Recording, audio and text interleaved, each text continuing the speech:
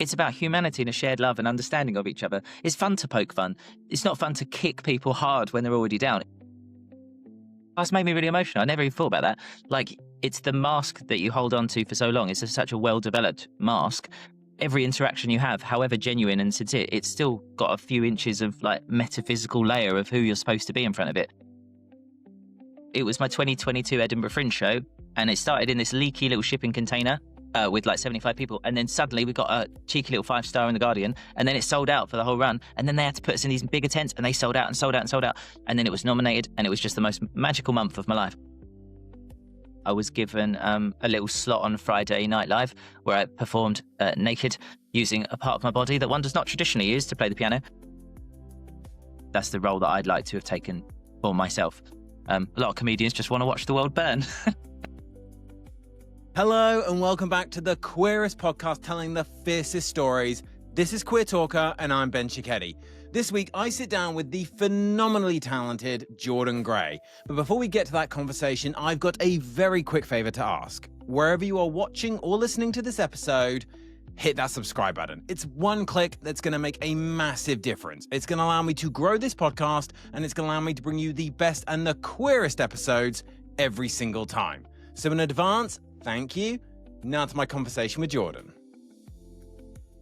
Jordan, as always, we will start with our queer panic rapid fire set of questions. You just respond with the first thing that comes to mind. Starting with, what was the first album you ever owned? It was History by Michael Jackson. It was a double album. So you can really get your teeth into that as a kid. Lasts for ages. It's a classic. I love that. What would be your lip sync for your life song of choice?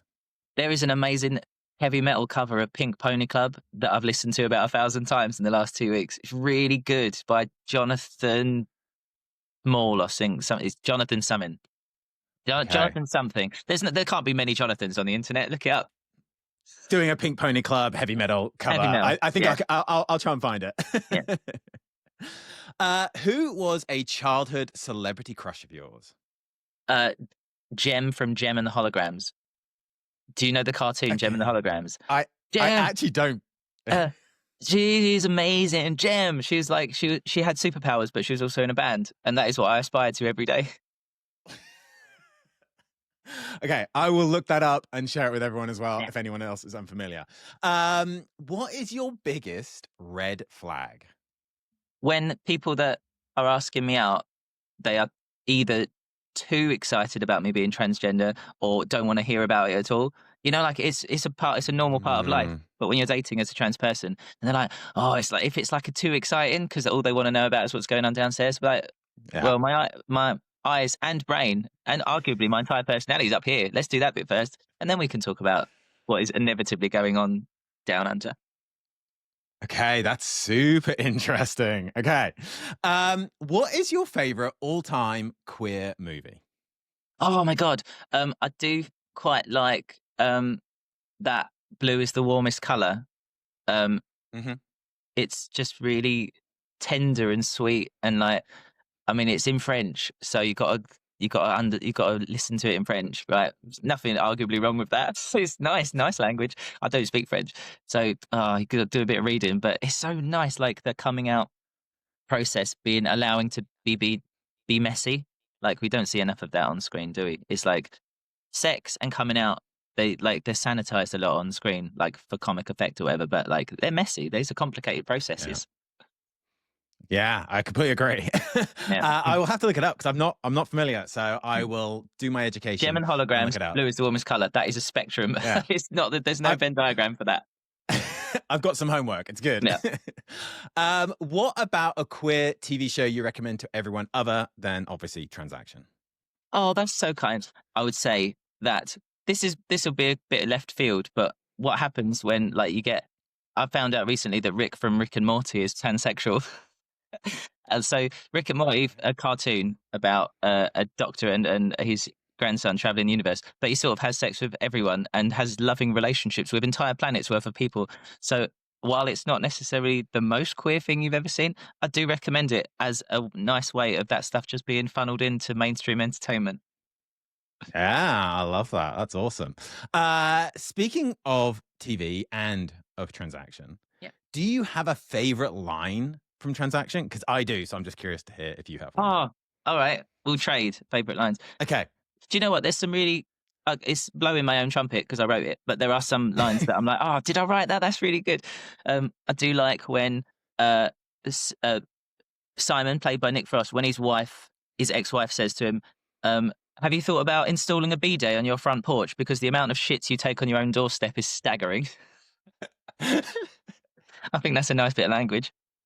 What's your favourite line? It's a great. Mine is opinions are like arseholes, worth exploring. Good, that's way better. It's pithy, snappy. Yeah, yours is better. It's a great line. Well, everyone can now go and check it out if they haven't already and figure out what their favourite line is. Oh, what is your favourite queer slang? Right, so you got to bear with me because I'm an old lady. I learned a term that I'm going to tell you what it is and you'll be like, that's not queer, that's just a word. I learned the word snatched. Is that queer? I think that's queer, yeah. When something's Snatched a bit queer. Is it like when you look a bit like hot and your chin's all pulled up? Just learned that like 2 days ago. Is that queer? I feel like I'm embarrassing myself in front of my community, but I mean, come on, guys. I'm older than most of you. Definitely not. I think that's a great one. Okay. What about a queer book you just couldn't put down? Oh my God, All Fours by Miranda July. Oh my God, it was beautiful. Like I think I nominated it for the Sky Arts Best Book of the Year. Like it goes to some unusual places. Again, really cool to have sex represented in like not the mainstream way. She goes on a bit of an adventure in that book. Okay. Another great recommendation for me. I've got tons of homework coming out this episode, which is amazing. Who is your ultimate queer icon? Ah, right. Okay. I quite like I think Deadpool. I keep coming up these really like these really out there nerdy suggestions. Deadpool is undoubtedly absolutely a pansexual being, and I like his costume a lot. So Deadpool. I love that. Amazing choice. You know who that is, right? That's not homework. I don't have to do homework on Deadpool. I'm good. Yeah. Who is one person you would like to hear on this podcast? And what one question would you want me to ask them? Oh, that's really nice. Let me think. Let me have a good. This is quick fire. Come on, Jordan. This is quick fire.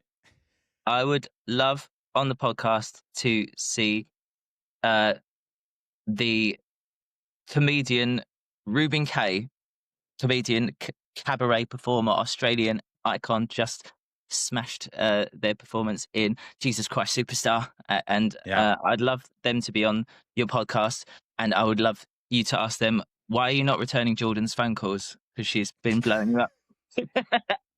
All right, put me in the middle. Okay. Ask them what they think it means to be a man, because I see them as, in this strange day and age that we live in, I see them as this most incredible representation of masculinity across the whole spectrum. I just think they're amazing, and they'd be a wonderful guest, and they would have some interesting things to say on the subject. Yeah, they would be amazing. Okay, we will definitely reach out and try and get them on the podcast. And finally, for our rapid fire set of questions, what is one word you would use to describe your childhood?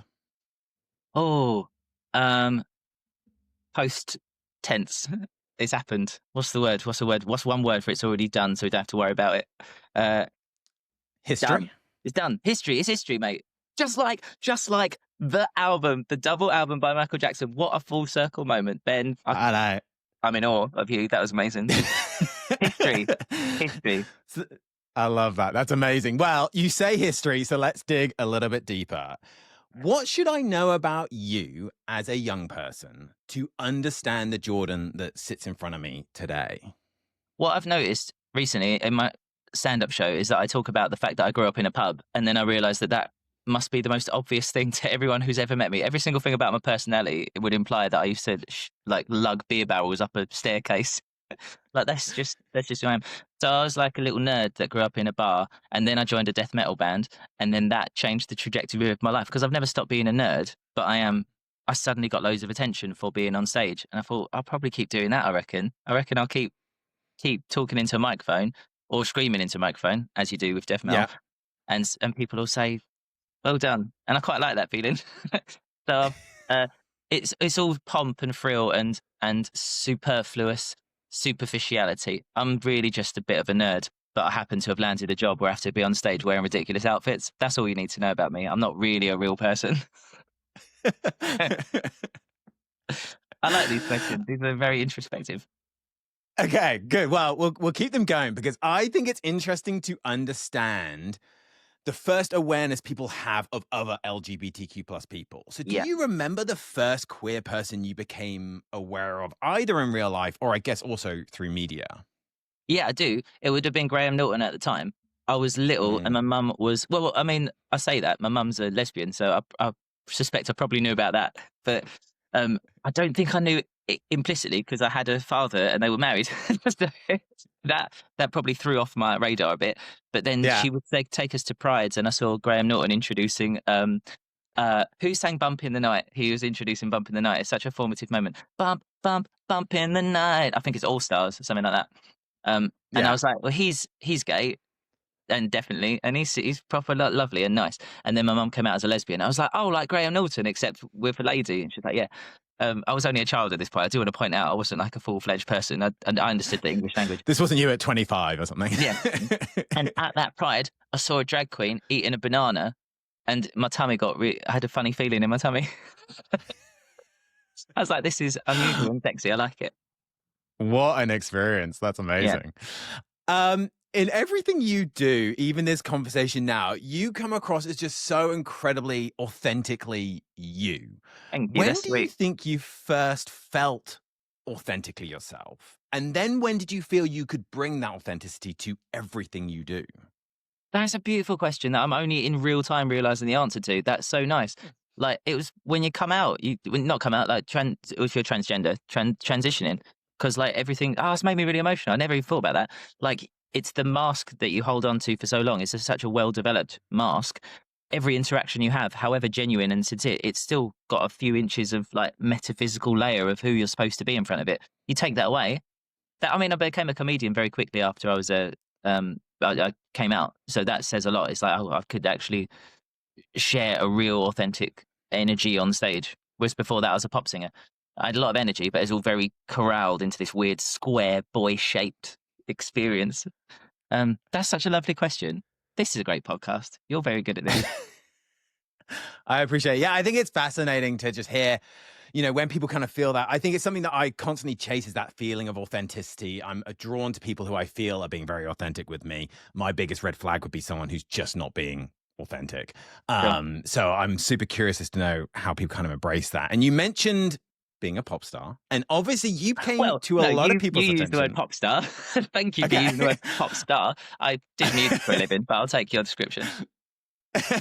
Well, I would argue anyone who makes it to the live shows of The Voice, which you did, is an incredible achievement. Looking back, how do you feel about that moment and that experience now? And how do you think that version of you compares to the Jordan we now see on stage and on screen? Great question, because I remember I had a live-in landlord at the time, and he was like, I saw you on The Voice last night. And he was like, what are you doing that with your voice for? And I was like, what do you mean? And he was like, you're talking all high and dainty, like a little like a little pixie. I was like, that's just my voice. And it's because when you first transition, you are still, you overshoot sometimes as a transgender woman. And it's not authentic, but you haven't got anything to base it on. So I'm like, you try to find something. So now, as a very concrete example, this is what my voice sounds like naturally. Whereas on The Voice, I reckon I was probably talking, I can't even do it. Or it's like doing some impression of Minnie Mouse. Because you're still, also it's like millions and millions of people watching. It's scary. Yeah. It is very interesting dropping a lot of the charade that you've been carrying around for your whole life. I'm very proud, for example, of being from Essex, but I don't imagine my Essex accent came out much on the Voice. I was being very, not RP, but just TV reality contestant voice. Yeah, and obviously, look, I can't sing, clearly. I'm not particularly funny. But you are for funny. you, going from The Voice to full-blown comedy feels like a wild shift and just like this incredible level of talent that it must take to make that transition. What was that always bubbling under the surface, or did you surprise yourself with that switch to comedy? I surprised myself a bit, but there is an old saying that like every pop star wants to be a comedian and every comedian wants to be a pop star or rock star. I've substituted the word pop star. It's usually rock star. Because when you are a singer and you do your thing and it's amazing, but then someone comes on stage with just a microphone and gets the whole crowd. I'm like, oh, I wish I was that person. A lot of comedians, they're like, God, I wish I could feel as cool as somebody like rocking the axe. God, I'm so old, like shredding the axe.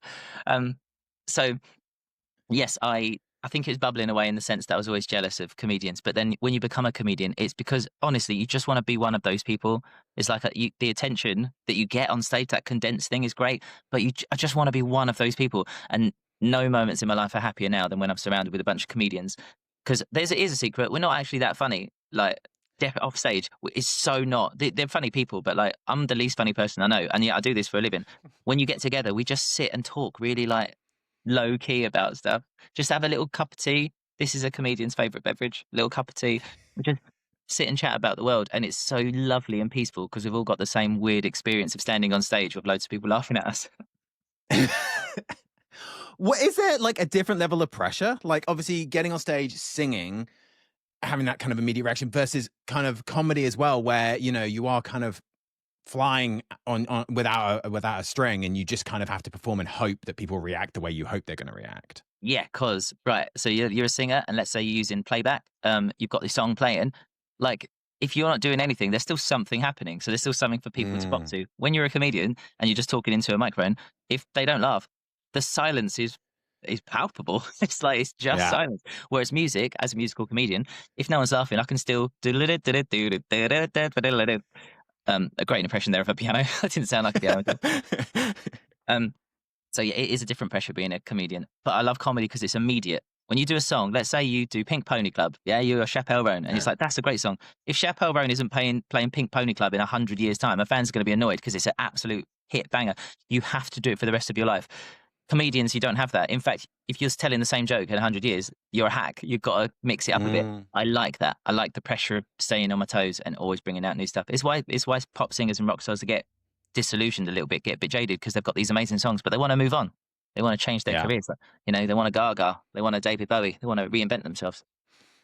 Yeah, 100%. That makes a ton of sense, actually. And I think, obviously, let's talk about your stand-up because I want to talk about your Channel 4 special, Is It a Bird? If you haven't seen it, don't pause this, but wait till the end and then go and immediately watch it on Channel 4. It's available on demand. It might be... You have seen it. Yeah. I have seen it. Oh, this is advice to the public. Okay, I get it. Carry on. It might be the only stand-up show I've seen that covers, and we'll count them off, Batman. Yes. Jesus Christ. Mr. Potato Head. Yeah. And Adolf Hitler in Same one person. set. Well, I wonder why you don't see those four people in the same room at the same time, Ben. I think it's so interesting. The same person. That is one way to look at it.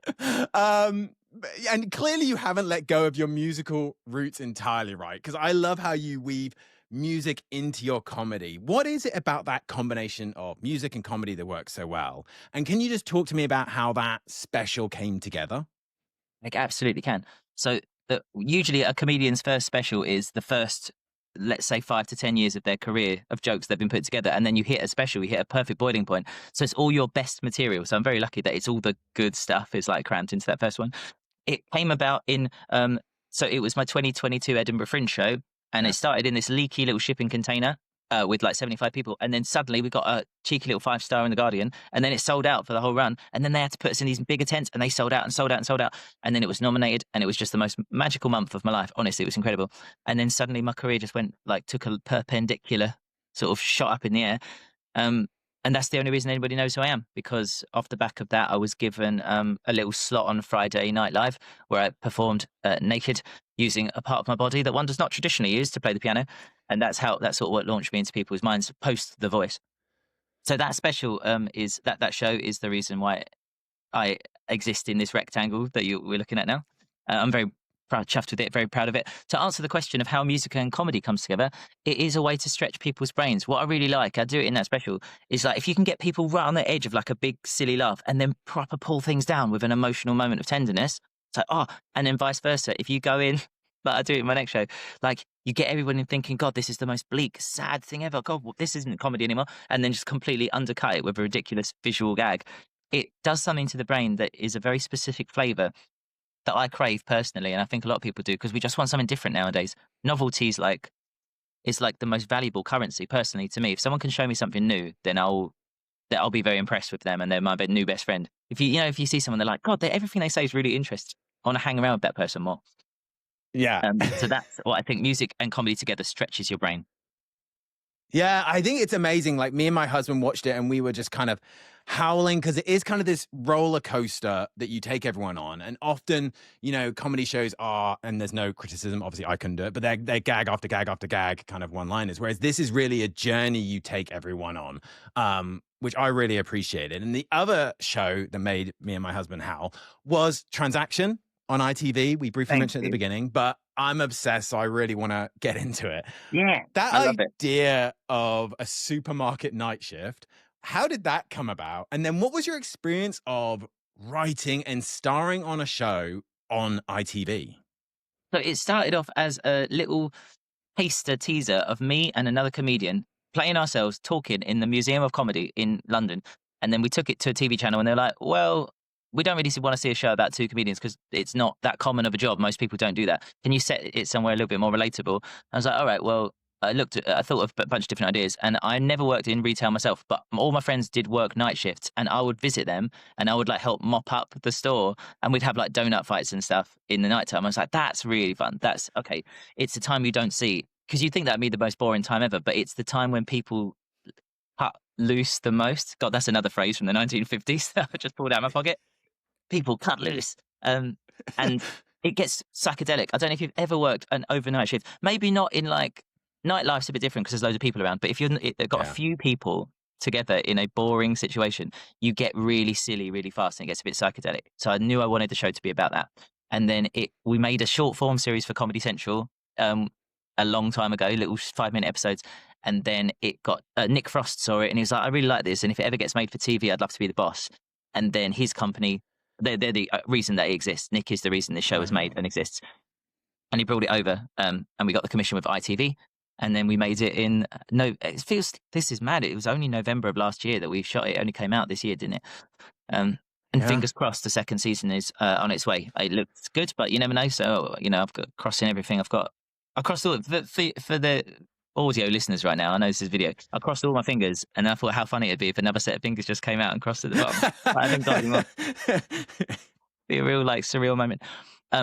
So I've never worked it myself, but now having lived in that supermarket for like 6 weeks shooting, I do honestly feel like I put in a shift at a supermarket because it's so realistic. When you watch that show, that's a set. But I mean, like loads of TV shows, but it's so, you walk in and like, oh, this is just a functioning supermarket. A Wilko nearby shut down, so they got loads of stuff from the Wilko and rebranded it as Pellex Supermarket. I kind of thought it might be like an abandoned shop or something. I got to agree with you. Like they felt incredibly realistic. What's the experience of writing a TV show versus writing a comedy special or a stand-up special? How does that kind of vary? It's the writing of a special is it's your voice with no interruption. And that's a very appealing thing about comedy. It's why a lot of people go into it. It's the same reason a lot of people go into writing novels, because it's like your thoughts in large, and the interruption is usually right at the end. Someone will say, can you take out this word? Can you do this? A TV show, from the very start, you've got somebody saying, maybe there should be a dog in it, or maybe you should take that dog out of it. So don't like that dog, whatever it is. Like, so it's much more of a collaboration with your channel. Usually you don't normally get channels that completely leave you alone. ITV have been wonderful, but it does involve pages and pages of notes about what the audience might prefer to see. And then your job as a writer is to push back. You've got to karate chop those ideas away and say, no, come on, please trust me. You've hired me because you think I'm funny. Please let me be funny. And then I personally think the best shows are the ones where the writer did that more often than not. And they said, look, please just trust me.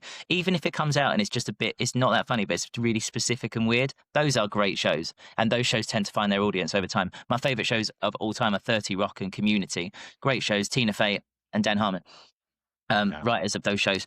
I mean, they had amazing writers' rooms, but these weren't shows that were massive smash hits. They just became cult hits over time. And that's how I pitched this one. I said, I want it to be 30 Rock in a supermarket. Well, if you don't want to go and watch it after that pitch, then I don't know what's wrong with you. So you should definitely go and check it out. You obviously made your illustrious return to the Edinburgh Fringe this year. What can you tell me about that show and the experience of 2025?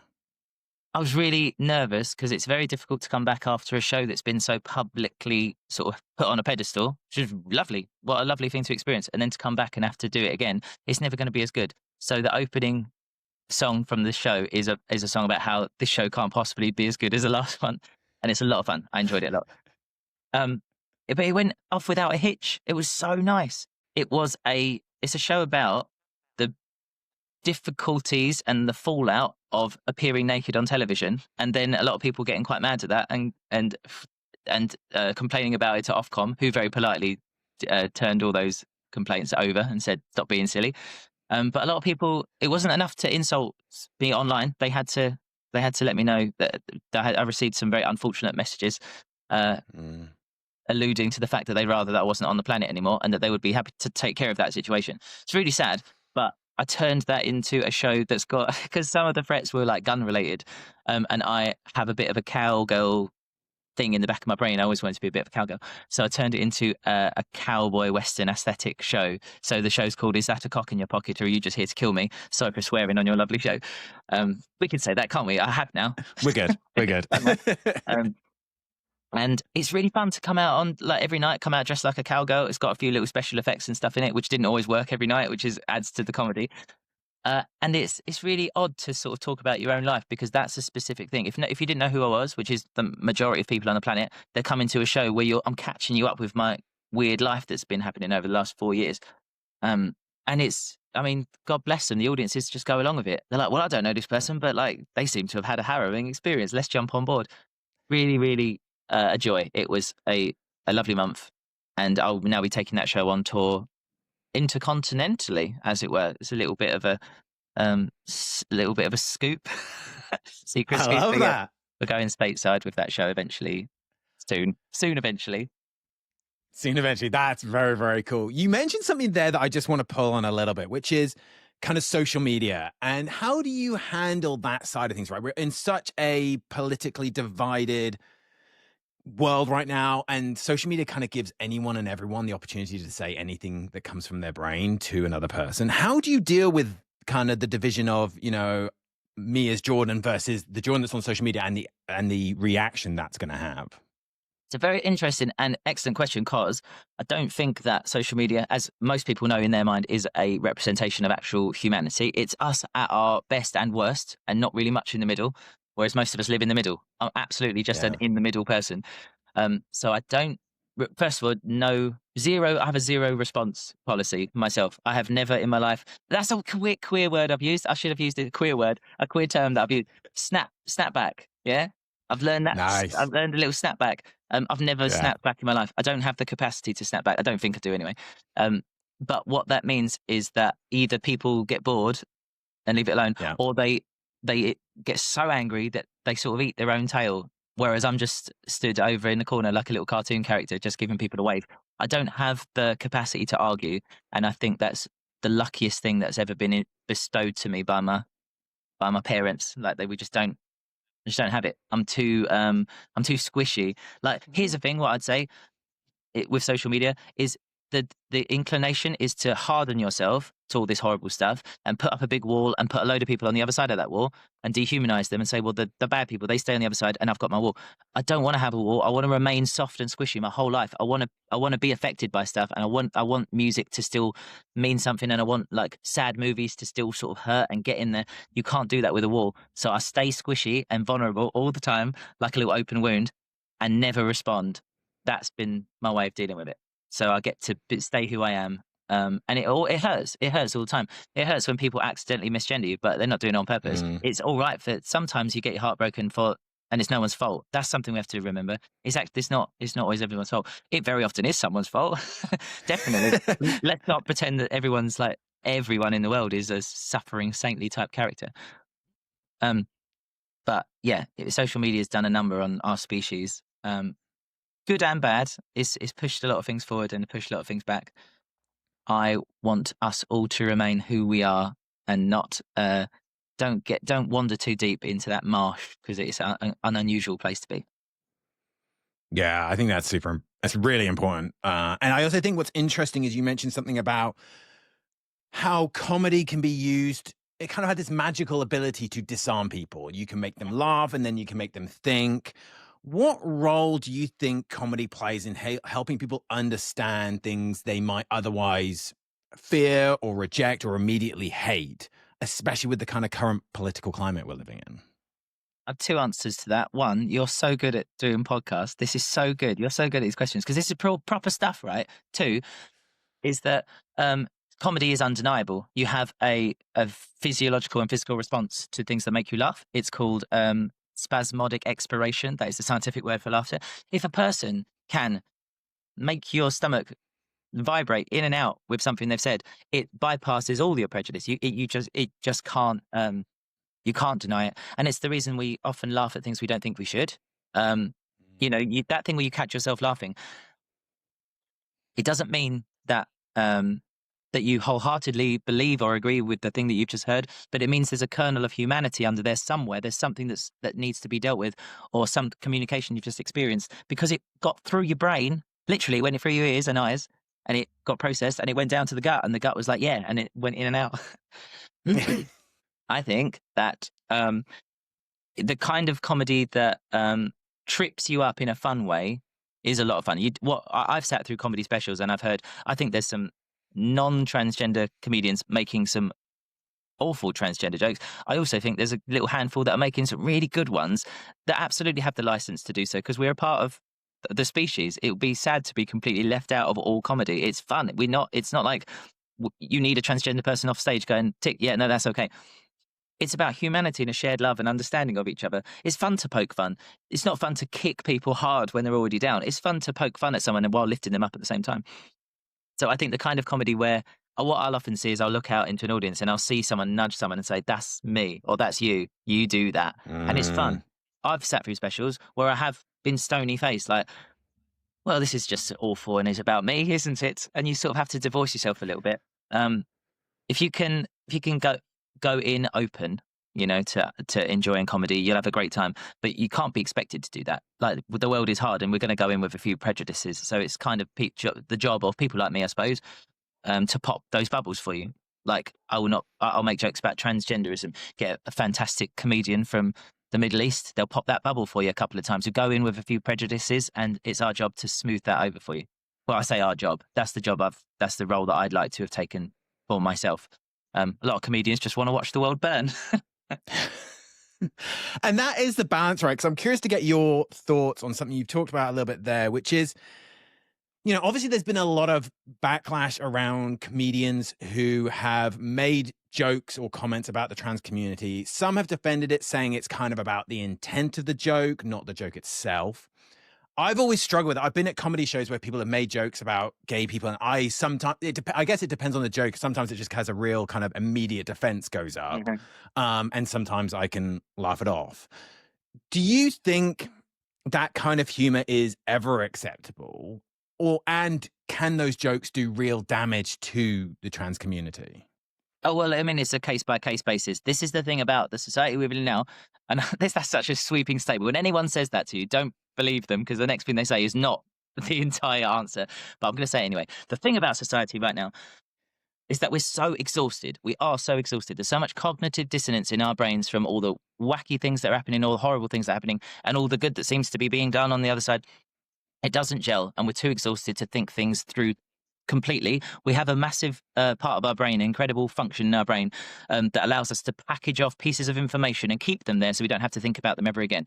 And that's how racism happens. That's how sexism happens. At some point they go, right, I'm too exhausted. I'm just going to bunch this group of people here and move it, because I had not me, this is the proverbial person. They're like, I had an experience with a woman once and I didn't like it. Right. It's so much easier for me now to just put them all in the same box and put them over here. Yeah. So we can't treat every comedian making jokes about everyone as having the same agenda. It is purely a case-by-case basis. To answer your question, yeah, of course there are jokes that are damaging, not jokes that, I'd say, jokes that fan the flame of a damage that's already being done. I wouldn't say I'd ever heard a joke where I thought that person's just started World War III. They're only jumping on a bandwagon that's already happening. A comedian's job is to get laughs, and I think a lot of them along the way lose sight of the fact of who their audience is. If they're getting laughs from a bunch of people, keep doing it. Why not? They just don't. The audience of people that are endangered by that job, probably by that joke, probably not going to be at your show, so they wouldn't know any different. Comedians, we're not geniuses, are we? We're idiots, most of us, just making jokes. I would say there's a few comics doing. There's a he is a self-professed slime ball, but I think he's quite a sweet man. There's an American comedian called Jim Norton. Bless him, he's got a transgender wife now, and he's the last person you'd have thought that would be making like really good, like subtle transgender jokes because of the company that he keeps. Sorry for swearing. I'm so sorry. He's a funny guy, and he's always had a thing for the transgender ladies, but he does it in such a. It's like he's a creep, but he's so sweet as well at the same time. And so there's people like that they've got good in their hearts for the situation. They're willing to be wrong and they try stuff. On the other side, there's obviously lots of amazing transgender comedians that you would probably go to for that material first. Sam Nicoresti just won the comedy best show at the Edinburgh Fringe. Amazing comedian. I've always got a kick out of everything Jen Ives does. There's loads of really cool transgender comedians coming up at the moment. And I dare say I'm one of those, and I'm doing my best to fly that flag. Yeah, we appreciate it. I think it's such an important work, and it just makes such a massive difference. I think comedy really does have that power to reach people who maybe otherwise would have been closed off. You mentioned, obviously, Edinburgh Fringe again. I've not experienced it. I had a friend who was there this year. I'm really keen to, at some point, attend Edinburgh Fringe. What's that experience like as an act there? Do you get downtime to go and explore and enjoy other shows? And if so, was there any that stood out for you? Just kind of what's the experience of being at the Fringe? The experience is what you make of it. You can sequester yourself away. You can cloister yourself into a little room and you can just do your own show and go home. You can eat whatever you want every night. That's the Edinburgh Fringe experience. There's food everywhere. If you have the time, going and seeing a bunch of other shows, I think is the most valuable part of the Fringe. I was lucky enough to see a whole bunch. I saw Desiree Birch, who I love, it has always kills it. I saw a show about, they recreated the whole plot of Jurassic Park with 3 people on stage and like some props. Funniest thing I saw the whole time. I saw Mark Silcox is a bit of a Fringe darling, and you have to go and see him to experience it. That's not something I can explain. Seeing a bit of everything, a bit of dance. This is what comedians will say. Go see some comedy, but go see some dance and some theatre and some opera and some music, and go see someone like knitting a phone box while like hanging upside down off of like, off the Royal Mile or whatever. Art, it's very cool to take in so much art because it stretches your brain in ways that you might think of a new idea for your own set and your own material. For the for the civilian, for the non-professional, for the non-comedian that wants to go up there, give yourself a handful of things that everyone says is great, and then pick a handful of things that you've not heard of at all and have that experience. Because those are 2 very different experiences of the Fringe. You might see some duds at both ends of the spectrum, but you'll see a lot of magic as well. I love that. It sounds amazing. And we have some Edinburgh Fringe folks coming on the podcast soon. So that's very exciting. Amazing. Let's revisit young Jordan, because that's how we started this podcast. If you could give your younger self one piece of advice, what would it be? And would it be different if I said, what advice would you give to a young queer person today? Oh, yeah, I reckon it would. I'd probably update the language a little bit.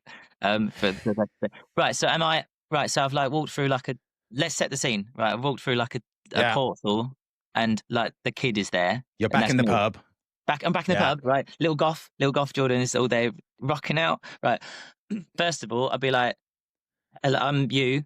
Don't worry about the boobs. Let me explain. I'd be like, right, there's a lot to unpack. I appreciate that. Also, this accent, it will develop over time. Like, you are basically like an Essex person now. I'd say don't ever put your life's happiness and your life's sense of wholeness behind somebody else's mild discomfort. It's all right for somebody to be mildly uncomfortable with the situation. That's fine. Never want to hurt anybody. Never want to like tread on anyone's toes or step on anyone's shoulders or upset anyone. But you got to draw a line somewhere. If your entire life's happiness and your ability to be a whole person is hidden behind one of your parents' mild discomfort, get over it. Get over it sooner rather than later. Life gets shorter the further it. I mean, that's math. Life gets shorter the more of your life goes by. So when you're a kid, it feels like it's going to go on forever. When you're not a child anymore, this is precious. Got to live your life the best way that you know how. Be a good person. Hopefully I lived by that anyway. That's not advice I'd need to give to my young self. To a kid today, I'd say the exact same advice does ring true. I'd also say spend a bit. This doesn't work unless another kid says it to a kid. If an adult says it, they're like, go away, you old person. Get off the internet for a bit, just for a bit, because the internet's great. It actually is great. It allows, it's the tools. It's filled with amazing tools. It's why we're talking right now. Touch a flower. Put your foot in some grass, mate. Like, do a bit of wellness, do a bit of rudimentary outside time, because you won't be as stressed. I think kids nowadays, they get traumatized 5 times before they've even gone to school. If they're on their phone and they see the news, even like the normal news, like, it's scary out there. So talk to other people, be outside, and be nice to each other. That one's a given. Also, that was way too long for a question that was what one piece of advice that you would give.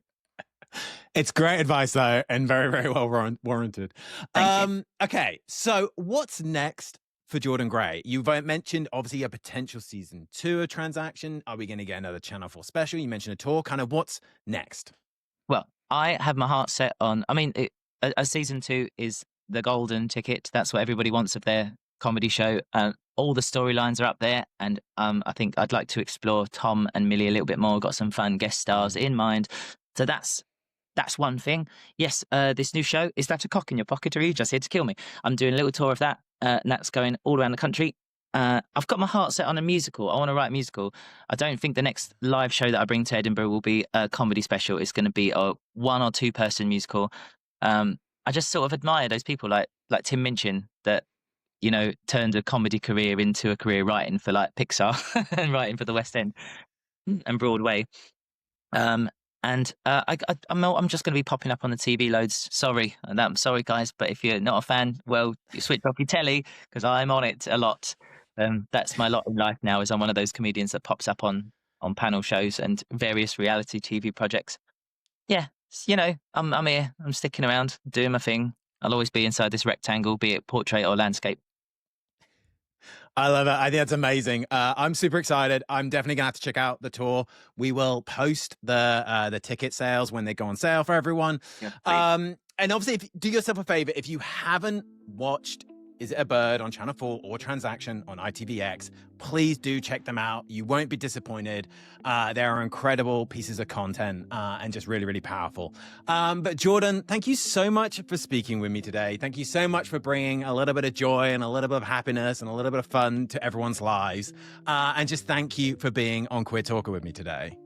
Ben, I think I love you a little bit. You're so nice. You're so good at this job, for one. That's always endearing as a person that's very good at their job, but you're so kind. Thank you for those questions. It's made me think as well. Keep listening to this podcast, everyone. Why did I amplify my voice? It's on the internet. Like as if this makes any difference. Keep listening to this podcast, everyone. Keep listening, keep tuning in. Ben, thank you so much for having me. This has been nice.